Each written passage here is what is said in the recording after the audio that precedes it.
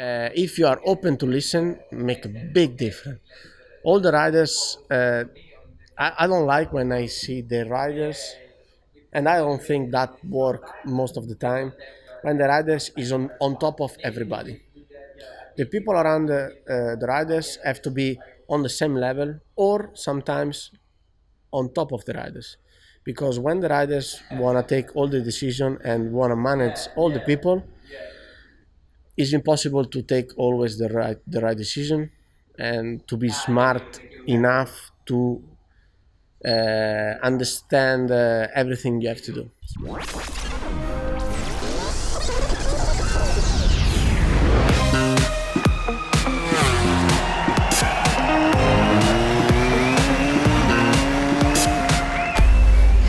Welcome to Last on the Brakes, the MotoGP podcast. As you can see, we're in a familiar corner here in Misano World Circuit Marco Simoncelli. This time ahead of the Emilia-Romagna GP. And we have a very big guest today. And he is a 125 world champion, 250 runner-up, MotoGP runner-up, loads of race wins. And the current championship leader, as we record this, Andrea Dovizioso. I don't know when you guys will be listening to this, but right now, at the moment of recording, he is the world championship leader. What are we talking about with him on the show today? Well, we're fascinated by hard work beating talent unless talent works hard. And as we've seen from that awesome documentary by Red Bull, shout out, this is not a paid promotion, just well done, guys. There are a few people out in the MotoGP paddock and probably in sport in general who work as hard as Andrea Dovizioso on his performance and, well, his approach to his entire work ethic, essentially. But Fran, I've got to ask, we've got to talk a little bit more about the webisodes and the documentary because we're really fascinated by the psychological approach to it, how would I describe it? Well, we had a debate over it, didn't we? Psychophysiology is what in the actual episodes it says, but just the whole psychological aspect of Dovi's approach is awesome. I would argue it still comes under psychology and neuroscience, but it's all about the marriage between body and mind, essentially, isn't it? And how to get the most of the whole package by making sure that you work on both. So like we say in the interview as well, he's kind of the poster child for that approach, but there are a few riders who have become more and more interested in that. So it's definitely something interesting, and it's also something that sets him apart a little bit, even if there are other guys doing it behind the scenes, in the fact that he's so readily talked about it and opened those doors. And for quite a reserved rider traditionally before, it's been great to see a lot more behind the scenes and have him open up. And as you'll hear, super straightforward guy, and that's, I think, what we all love about him. Yeah, he shoots straight. He looks straight down the barrel and he shoots, doesn't he? That's how Dovi gets it done. Now, you're in for a treat as well because it's a bit of a double interview this time around because you actually have a little bit of background Luca Marini. Who doesn't want a bit of background Luca Marini, I tell you. Exactly. The Moto2 World Championship leader had an interview with BT Sport whilst we were actually recording this. And so if you notice everyone's looking a little bit uncomfortable and shifty, I think we're all worried about how much we were going to be heard in the microphone. You can hear us okay. Yeah, hopefully it's fine. But I will take this moment to just throw to you guys question of the day. Fran, do you want to take it away? Question of the day, who's your favourite rider? Yeah. Simple enough. But not only who your favourite rider is, explain to us, what is it about this competition and what these guys do that you like the best? Are you an admirer of just talent and that kind of approach? Do you like the guys who chip away a little bit more and build and build and build every day? Are you interested in the psychological side, or do you just want to see bikes racing and that's everything for you? Yeah, fair and bashing, elbow rubbing, that's what some people are into, isn't it? And make sure you leave a comment below either on YouTube, the YouTube video version of this. Hello, you can see our beautiful masked up faces. Or use the hashtag MotoGP podcast on Twitter. That's another fine way to get in touch with us both as well. And of course, we will jump in the comments, come say hello. So be nice, because we also want to be nice. You can't see me smiling underneath the mask. This is a problem, especially when you have the sunglasses. Sunglasses and mask combo. That's how I accidentally ignored Eric Granado for an entire 2-hour flight earlier in the season. Oh dear. But the things we have to do with the protocol. Well, so without further ado, let's dive in then to Undaunted Dovi and Luca Marini. Half hour with the championship leader as we record. Andrea, welcome to the podcast. Thank you. Thank you for giving us your time. Thank you. And it's a very busy time, and even worse, we now victimise you just as you become the championship leader again, just to add a little bit more stress. But thanks for talking to us. But I'm happy to have that stress. It's a good stress, right? So we wanted to talk to you about a few different things, not so much about this season or anything specific, more about you, and also talk to you about a few things that came up in the documentary you did recently, because you've always seemed quite a quiet, kind of reserved rider for a long time, and then suddenly you gave Red Bull such amazing access, went into so much detail, was so open. So hopefully now this podcast will be a little bit less torturous if you're used to opening up. But I think first of all though, like we said, we want to talk about what you like as well as who you are. And Supercross was a good one. Yeah, absolutely. No, I mean, where Matt accidentally stalked you in Nashville. Yeah, exactly. I'm not sure if you remember. I remember You mean very well. Minneapolis 2018? I remember very You well. were just on the phone to the police like, this guy? Because I saw at breakfast Yes. someone in Ducati MotoGP 6, so I was like, that's I know Dovizioso. him. And then I went to the gym to go and do my 3 kilometers of running. And there you were busting, and I was like, oh my God, this guy's going to think I'm stalking him. But Supercross, you every year, you seem to take that holiday and you're like, Yes. I'm Yes. going to Supercross. Why is that? Obviously you love it. Yes, fortunately we have a part of this year. Normally Argentina and Texas 1 week off, and is the best moment to take a week in California Yeah. to ride in a California tracks, and is a dream for amateur motocross rider, because it's easy. There is a easy track, and alpinists are helping me to prepare the bike and all the stuff I need with my friends. So normally it's 4 or 5 days in a perfect way. You have a house in front of the beach with a big truck, alpinist truck with a bike, and in the morning you're going to the truck and having fun. But the Supercross for us is, especially for me, is so nice, and I follow everything about motocross. So be able to go and watch a race there, doesn't matter if I have to take another flight, jet lag, Always worth it. and with the snow, because like that 30 degrees in Argentina and then the Exactly. snow. Oh my God. But for me it's so nice also because when you go in there you have the possibility to speak with the riders and see everything inside, so it's really nice. When I'm at home with the jet lag, I'm following also the qualifying practice. Really? Because I'm really interested to understand what the rider is doing, not just the final result. Yeah. So they seem to love MotoGP as well. It's a Yeah. very happy marriage we have between you guys and then all of them always trying to come to a race of ours. So that's cool. That sounds very Dovi style, the studying and being interested Yeah. in, not just the Yeah. final result. Exactly. So that's something obviously that we wanted to talk to you about. But first more, this paddock, there's a lot of glitz, glamour, that kind of stuff. You seem quite often more sort of like, well, I'm going to go on my camping holiday and completely get away from that. Is that what you kind of tend to do away from the track? That you want to just separate it completely and kind of have a more simple, easy kind of chill out time at home, or? Not just to separate, but just because I love to live like that, and also because almost every riders came from that situation. Because normally, if you are Italian rider, you came from a pocket bike race and a mini cross, and normally you live in a camping with a small van with all the other riders and family, and this is the normal situation. After, when you came to the World Championship, everything changed, especially in the MotoGP. But I love to live in that way. So it's not just about when I go home, I want to be relaxed and live in a different way. Is what I would like to do also every day, because I love to make a amateur race with motocross, because in the way you prepare the track, in the way you live the 2 days is completely different. And I came from motocross. This is my first sport, so I never forgot. That is so awesome. I really love that. That was the biggest surprise for me watching your documentary, to seeing at the same time a couple of days before a race, you and your family, your closest people, just having a barbecue with paper plates. But a couple of other things came up in that documentary.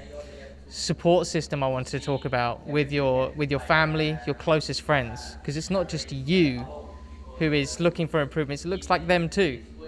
And how important is that support system around you? A lot. Everything is so important to achieve the important result in MotoGP because the level is so high.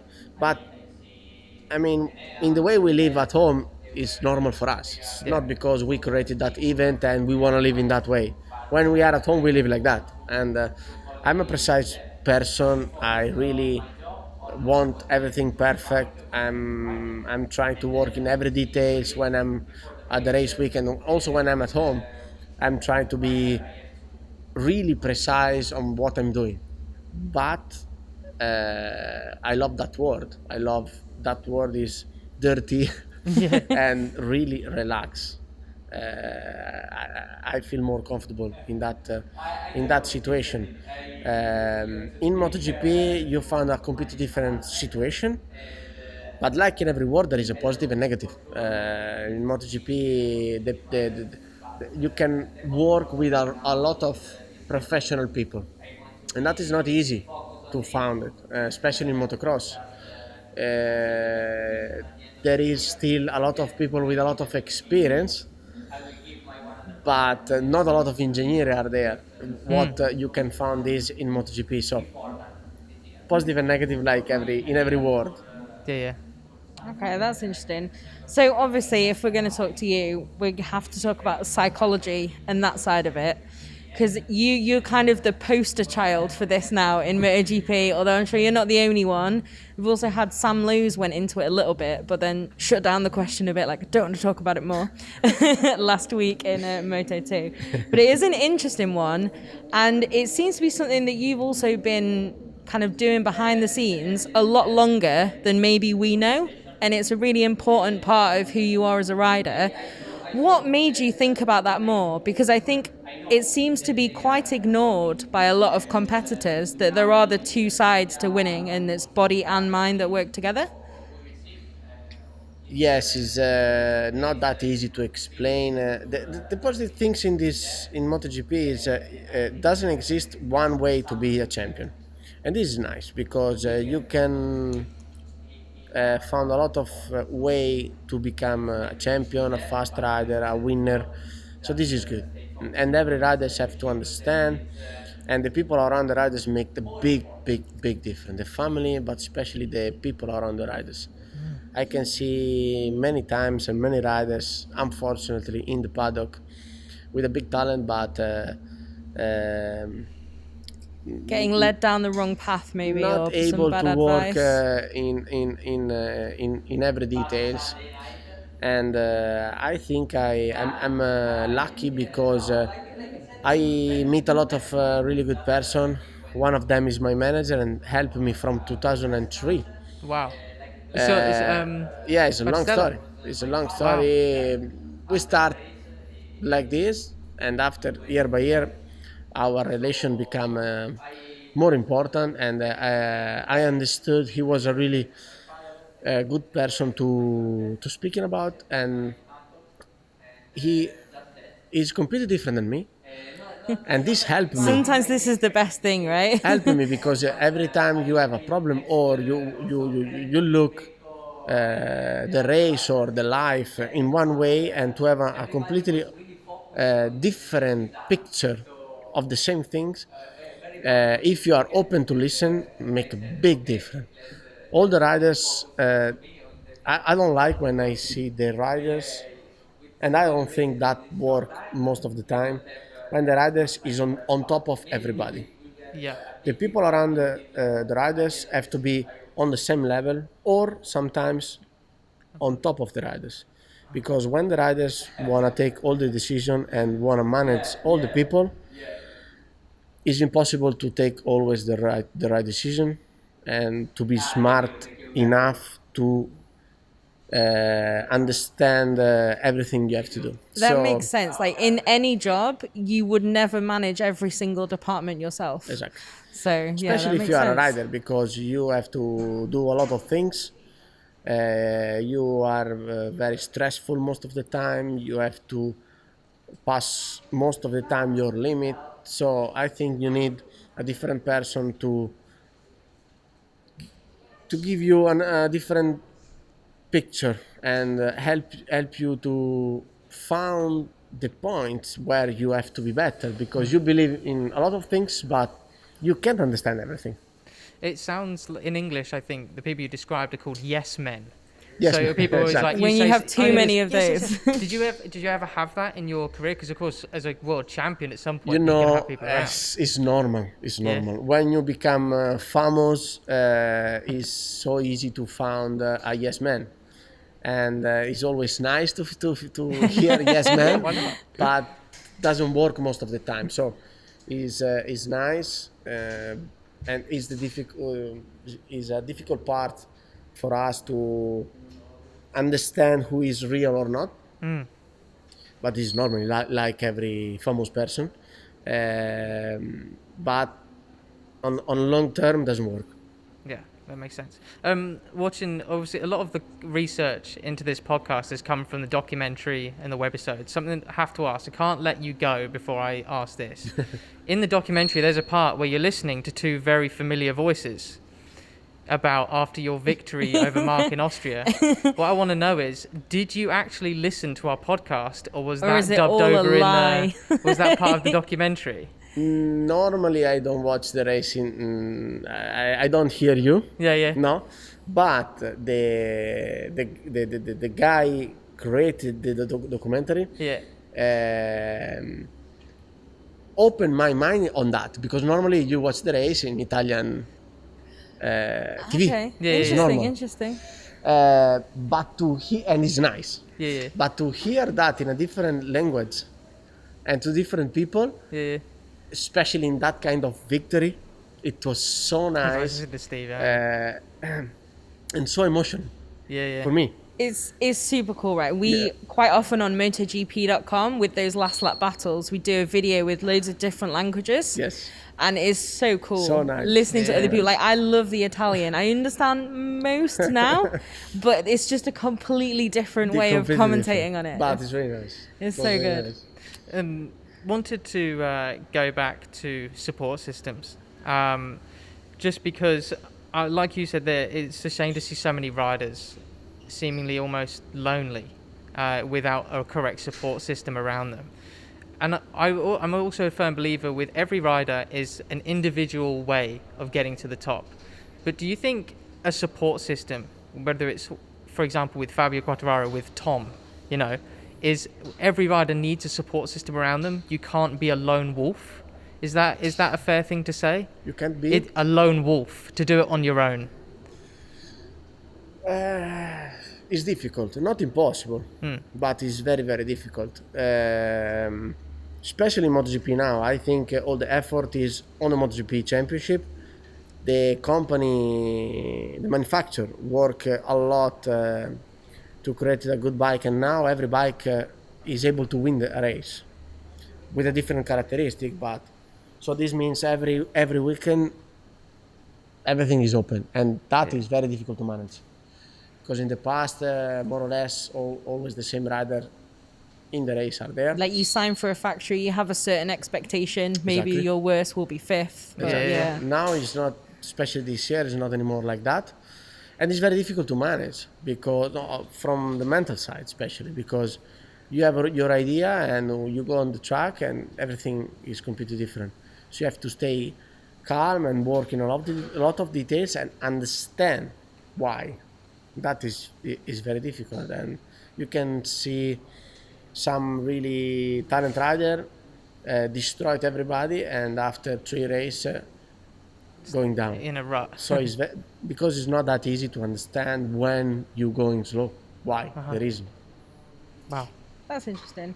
So on that and the details in your approach and who you've become as a rider, obviously you've been runner-up twice now, loads of race wins. Your first one was way back when at a slightly wet Donington. Then you had quite a few years where you didn't. Then 2016, which was also the year I think we had the 4 first-time winners for the last time. And then that's just happened again now.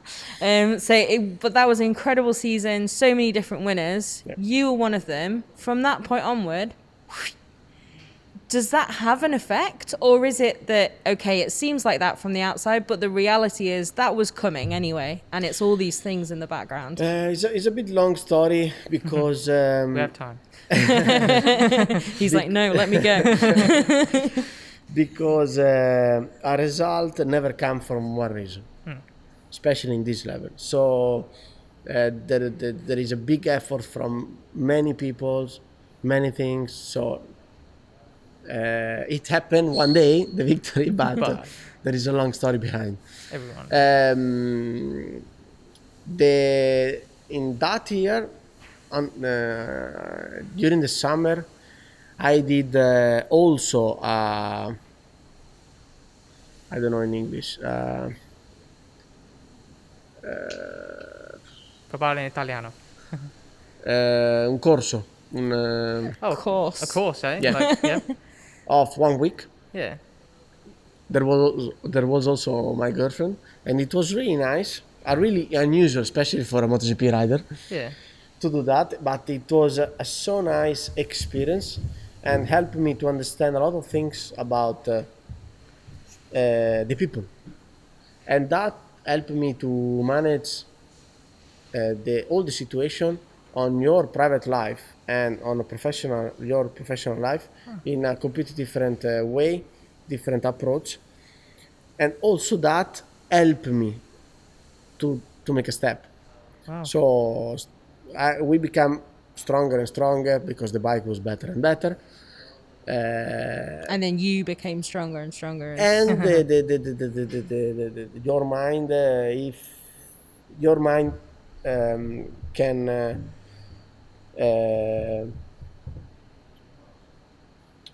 I forgot the name. Condizionare. Oh, you condition your mind. Yeah. You can like train your mind, yeah? Not your mind, everything. Everything. Okay. You can condition Yeah, to condition, you can say condition, yeah. everything if you want. It's not that Okay. easy, but No. you have more power than what you think. That is awesome. Can I just ask, sorry, was that the course was a self-help psychology course? What was it? Not really. It was more explain how the people are, Uh-huh. Okay. All right. That's Not you. interesting. Yeah. and that helped me to manage the situation in a better way. I love that. And when everything is on the limit, small things can make a big effect. Brilliant. And also that helped me, and also my confidence improved a bit more, and it was enough to start to win and be able to approach, because the approach did the biggest difference to everything, not for the race. It's your approach to life almost, Exactly. how you take everything. Before is the life, and after you can bring that to the race. Okay, so on understanding people then, we're also going to ask you about rivalry. Because here sometimes you have really close evil rivalry on track and then friends off track. You have evil rivalry on track, hatred in personal life. You have a mixture of whichever. You've always seemed pretty relaxed, not really getting into that.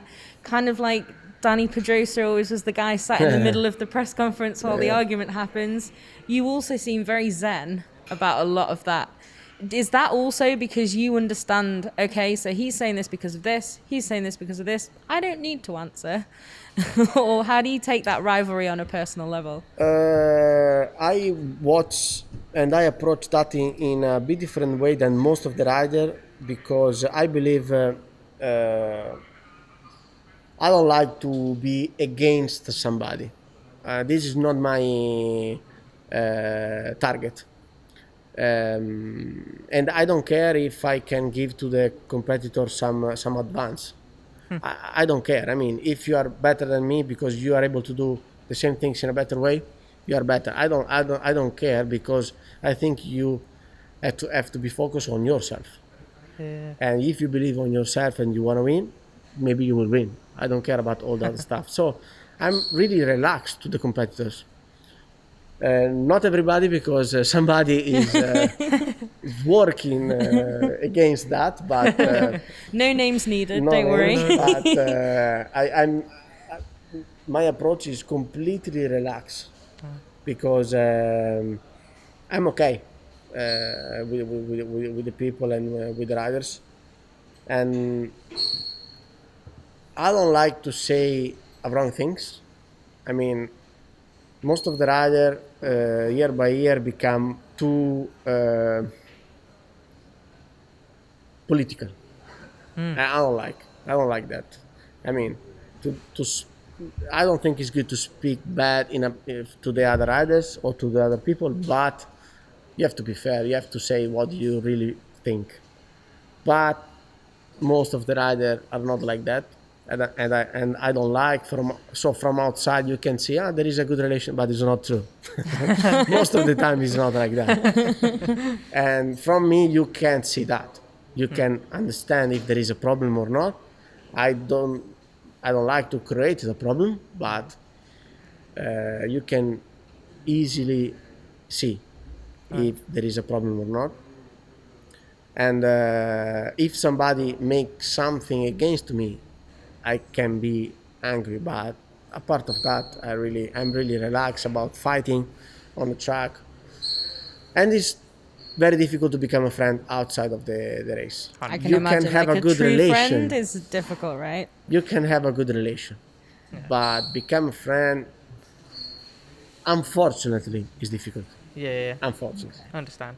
I really appreciate you telling us that. It's a really That's cool interesting perspective. because you are always as well. I think Steve Day always says it when you have like a live debrief on one of the shows they're doing.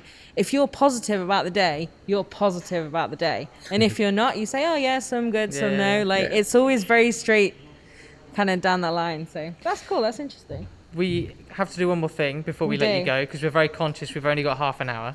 But we have a small quickfire round, courtesy of Kenwood, who provide the walkie-talkies, the radios for MotoGP. So thank you, Kenwood, This is as our always. sponsor segment where we have Yes. to say that we love them every week, which is true, of course. Yeah. Okay. So it's only a few quickfire questions, but if you want to expand, go ahead. All good for us. But first question is, and I think I know the answer because you're Italian, coffee or tea? Coffee. That was too quick. Wow, that was tea. To be fair, like I'm a national traitor with that one because I am coffee. Coffee. Coffee. like engine oil coffee Exactly. straight away in the morning. Exactly. So who was your motorcycling hero growing up? It was Kevin's fans, but the reality was more because my father really loved him, and I raced with 34 for Yeah, most of of my course. career. Okay, that was nice and easy. What about motocross? I was wondering if you'd say someone motocross instead. Motocross, too many. I'm using the number 4 also for Carmichael. Yeah. Ah, cool. I mean, he was unbelievable, and I really, I don't know in English, humile, Humble, Humble. humble, humble. humble. I like that. I feel like with my northern accent and the masks, like humble. Humble. What is the ultimate food selection for a Dovi family barbecue? What would you choose to have on the barbecue? The sauce, you mean? No, meat. No, what meat. meat. Anything. Vegetables, anything. Everything. Everything. Every Yeah, meat ever. Unfortunately, I love to eat everything. You can't tell. What is your favourite thing about being a dad? Well, when your daughter call you dad, Yeah. sounds strange and unique. Yeah. And this is nice. Oh, like that. Have you ever been starstruck by someone before? I don't understand. Nervous. So it's like for example, if Madonna walks in and you're like, oh, it's Madonna, that kind of feeling. Or Ricky Carmichael. Did you Yeah. feel nervous? I don't know why I went for the the worst example. But the question is, Have you ever felt like that with okay, someone, okay. like someone famous or that you've looked up to? I'm pretty relaxed. So also because sometimes I'm in opposite situation. And people are like, Yeah, I mean, it's nice to feel that, but I don't like to do that. Yeah. So maybe I feel that, but I didn't do it. What is your favourite motocross or supercross documentary series? The Red Bull Motorspy? Motorspy. Exactly. pretty good, eh? Because, you can see, you can live the year because it's 3 race, Yeah. every more or less 3-4 race. The biggest fan ever right here. we love it. What's your favourite way to relax? A day of motocross. That's not relaxing, Dovi. For me, yes. The preparation of the van. Fair enough. It's funny, travel. like, And the day at the track, for me, yes. Brilliant. it's like if you say to me I'm doing a day of motocross, I'm like, God, this is the biggest physical challenge of my life. Also. One last question then, we'll let you go. What's the best advice you've ever received? Is to enjoy what you're doing. It sound normal, but when you are in this level, it's not that easy, and sometimes you lose the way about that because you are too focused and involved about the result, and you forgot what you are doing and why you are doing, and to come back on the way is very important, and it was very important for me. I feel like those things in life that sound so simple, Yeah. when you but take them to the next level and you really get it to click, it's actually kind of a life changer, isn't it? I agree 100%. Cool. Thank you very Right. much. Thank you. Thank you so much. Hope you guys enjoyed that. Before we go, of course, things you need to go look up on the internet and go and surf it and this and that. Dovi said it himself. I think the Red Bull documentary they did on him, and then also his favourite series, Motospy Supercross. Top recommend. What about you, Fran? Yeah, I'm going to recommend some of our homegrown content. I would say watch the Sepang win in 2016. That was a great moment to see him back on the top step after 10 years. But then also the final corners and the final lap battles with Marc Marquez that he's been a part of so often. For me, the best overtake for quite a long time is Austria last year. Yeah. At the final corner. It's so perfect that it's just too much to take. Wow. No favoritism in who wins or who's not, just pure love for that move. Check it out again and remind yourself of what this guy can do. I think that's... I would add, actually, because, of course, question of the day, before we go, asking who's people's favourite rider is, I would say my actual answer to that, and is in a lot of those cases, is my favourite rider is the underdog in a given situation. Whether it's a championship underdog or even a race underdog, just love it. And that's what that move was. It was a great underdog move. And especially when we talk so much about track limits lately, that was perfectly within precision. them. Yeah. We love it. Well, we're actually back in, aren't we? In a couple of weeks, because a week from now, we're actually recording our next episode. So we're bringing you back bi-weekly podcasts. Yes, Fantastic. hopefully, barring any technical disasters or, of course, natural disasters that get in the way. Thank you very much for joining us, as ever. Let us know what you think, and have a very good week wherever you are. This is the San Marino News. Checking out. You won't get that if you're only listening to audio.